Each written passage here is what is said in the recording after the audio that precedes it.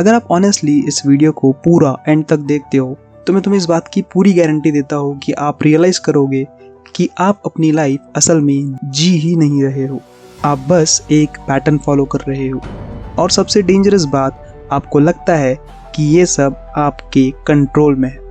सुबह उठना, phone check करना, सेम काम, सेम लोग, सेम रूटीन, और दिन के एंड में पता ही नहीं चलता कि टाइम कहाँ निकल गया। क्या आपने कभी सोचा है कि आपने आज कॉन्शियसली कौन सा डिसीजन लिया? आपकी लाइफ का 90% पार्ट हैबिट्स और पैटर्न पे चल रहा है। आप कॉन्शियसली जी ही नहीं रहे हो, आप बस रिएक्ट कर रहे हो। नोटिफिकेशन आया, चेक किया, बोर हुए, स्क्रॉल किया, स्ट्रेस हुआ तो डिस्ट्रैक्शन ढूंढा। ये डिसीजंस नहीं है, ये प्रोग्रामिंग है। और सबसे इंटरेस्टिंग चीज़, आपको लगता है कि सब आपके कंट्रोल में है, लेकिन अगर आप सच में कंट्रोल में होते तो क्या आप इतना प्रोक्रेस्टिनेट करते, इतना ओवरथिंक करते, या फिर इतना इजीली डिस्ट्रैक्ट हो जाते?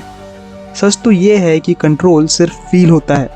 रियलिटी में आपके लाइफ पर आपका ज़ीरो कंट्रोल है।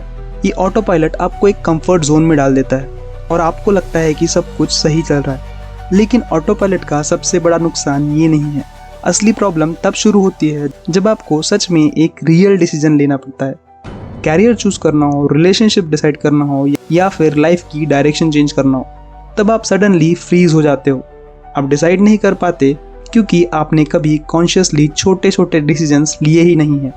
आप हमेशा ऑटो पायलट पे जी रहे हो, और जब रियल चॉइस सामने आती है तो आप कंफ्यूज हो जाते हो, ओवरथिंक करते हो, और एंड में या तो डिले कर देते हो या फिर किसी और को डिसाइड करने देते हो।